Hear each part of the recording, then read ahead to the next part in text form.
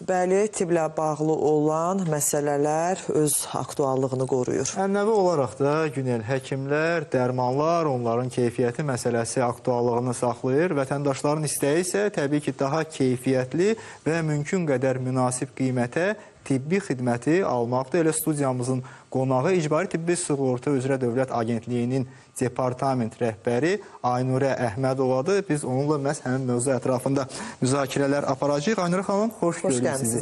Aynurə xanım, süjeti də izlədik. Bilir ki, ən çox müzakirə edilən, ən aktual məqamlardan biridir tibb istiqaməti ilə bağlı olan məsələlər. İlkin səhiyyə xidmətinin təkmilləşdirilməsi ilə bağlı nələr nəzərdə tutulur və yeni qaydaların tətbiqi icbari tibbi sığorta çərçivəsində ümumi olaraq hansı dəyişikliklərə gətirib çıxaracaq?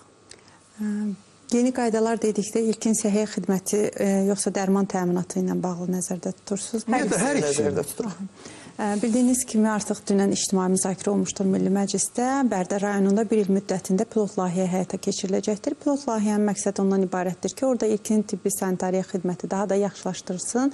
Bunun tərkib hissələrinə aiddir. Orada olan ilkin səhiyyə müəssisələrini, yəni poliklinikalardır, ailə sağlamlıq mərkəzləridir, həkim tibb məntəqələridir. Onların maddi resurslarının daha maddi texniki bazasının artırılması, infrastrukturun yaxşılaşdırılması, əgər orada həkimlərin əlavə kadrlar hazırlığına ehtiyac varsa, bu istiqamətdə də iş nəzərdə tutulubdur. Bildiyiniz kimi, ilkin tibbi sanitariya xidmətləri sahəsində agentlik 35 tibbi xidməti verir, amma dünyada aparılan araşdırmalara görə bu istiqamətdə dünya ölkələri, daha inkişaf etmiş ölkələr tibbi xidmətlərin sayını 150-yə artırıbdır.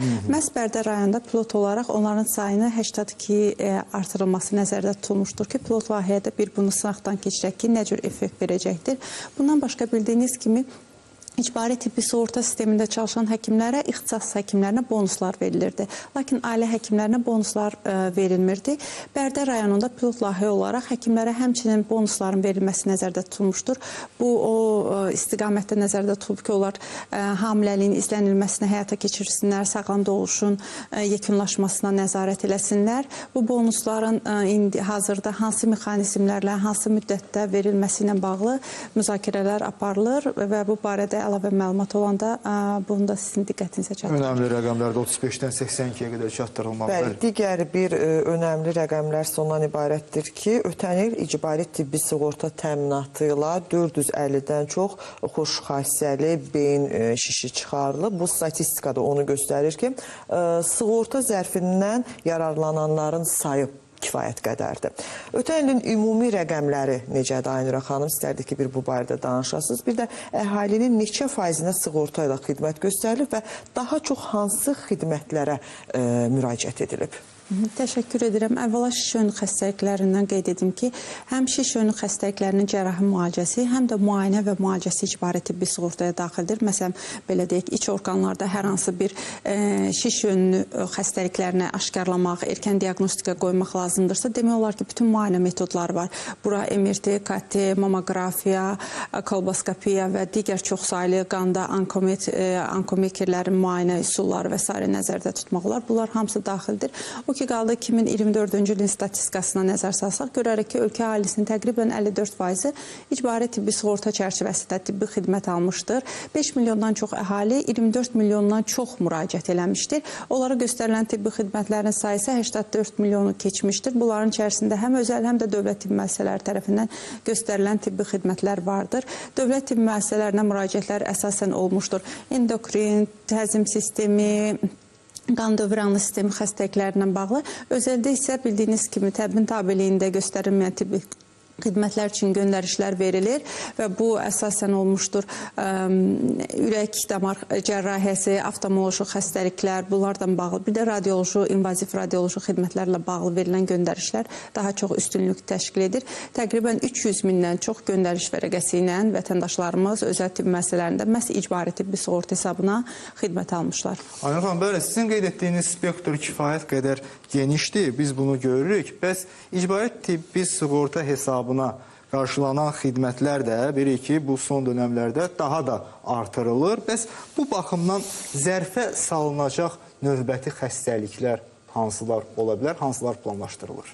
24-cü ildən xidmətlər zərfi üzrə müzakirələr gedir. Bu müzakirələr belə deyək, tək agentliyin daxilində bu işi aparan tibbi xidmətlər və dərman vasitələri departamenti içərisində bir məhdudlaşmır. Eyni zamanda onlar dəvət edirlər bura travmatoloqları, kardioloqları, kardiocərrahlar, invaziv kardioloqlar, yəni bütün ixtisaslar üzrə olan həkimləri dəvət edirlər və onlardan soruşurlar. Siz pasientlərlə təmasda olanda hansı xəstəliklərin daxil olunmasına daha çox ehtiyac duyursunuz və onların fikirlərini alırlar. Hazırda bu zərf hazırlanır. Gözlənilir ki, yenidən ürək-damar cərrahiyyəsi üzrə yeni tibbi xidmətlər daxil olsun, travmatologiya üzrə, oftalmologiya üzrə. Ümumiyyətlə, aparılan bu iş 3 istiqamətdə gedir. Birinci istiqamət dediyim kimi artıq yeni xidmətlərin daxil olunmasıdırsa, ikinci istiqamət mövcud tibbi xidmətlərin adlarının daha təfərrüatlı, aydın və izahlı yazılmasıdır. Çünki bəzən iş prosesində görürük ki, hər hansı bir tibbi xidmətin olub-olmaması tibb personalında müəyyən bir suallar yarada bilir. Ona görə həmin tibbi həmin tibbi xidmətlərin belə daha dolğun, təsvirli yazılır ki, heç bir sual yaratmasın. Yəni baxan kimi bilsin ki, bu tibbi xidmət daxildir ya yox. Üçüncü istiqamət isə tibbi sərflə tibbi xidmətin dəyəri bir-birindən adlanır. Belə bir-birindən ayrılır. Bildiyiniz ki, məsəl üçün belə deyək, mirvari suyu əməliyyatında agentlik həm linza təmin edir, həm tibbi xidməti verir. Hazırda bunların dəyəri tibb müəssisəsindən bir yerlikdə ödənilir. Lakin bu ayrılmadan sonra linzanın dəyəri ayrıca bir kodla ödəniləcəkdir, tibbi xidmətin dəyəri ayrıca bir kodla ödəniləcəkdir. Aynur xanım, təbii ki, bu müəyyən xəstəliklərin icbari tibbi sığorta tərəfindən qarşılanması, həyata keçirilməsi çox yaxşı bir haldır və burada təbii ki, həkimlərin müəyyən etdiyi dərman preparatları da önəmlidir və bu zaman bir sual yaranır ki, icbari tibbi sığorta zərfinə hansı dərman preparatları əlavə edilib və gələcəkdə daha hansı dərmanlar siyahıya salınacaq? Əvvəla onu qeyd edim ki, stasionarda, yəni xəstəxanada xəstəxanada yatış zamanı hər hansı bir tibbi xidmət göstərilirsə zərfə daxil olan, onun dərman təminatı da onun içərisindədir. O cümlədən təcili tibbi yardımdır. Amma bizə gələn çoxsaylı müraciətlər ondan ibarət edir ki, ambulatorda, yəni reseptlə yazılan dərmanları əhaliyə verək. Qanunvericilikdə ilin sonunda, dekabr ayında dəyişikliklər oldu və artıq 2024-cü ilin 6-cı ayından sonra üzərimizə qoyulan öhdəliklər belədir ki, reseptlə yazılan dərmanların əhaliyə verilməsinə başlayaq.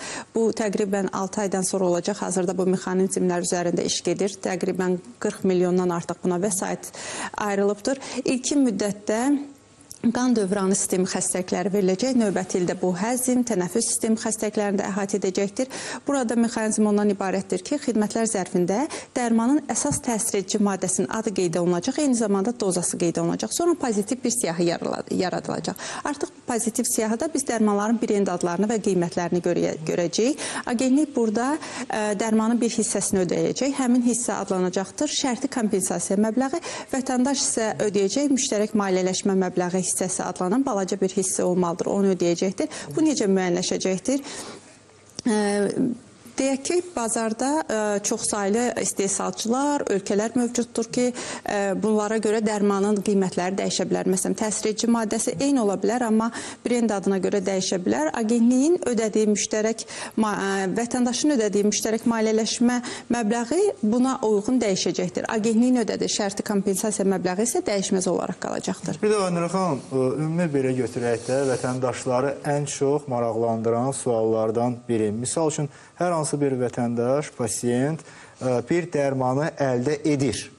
Lakin onu sistematik şəkildə qəbul etməlidir. Bir neçə dəfə, bəlkə də bir ömür boyu, uzun müddətli xəstəliklər var ki, misal üçün təzyiqdən, zobdan və s. bir ömür boyu həmin dərmanı qəbul etməlidir.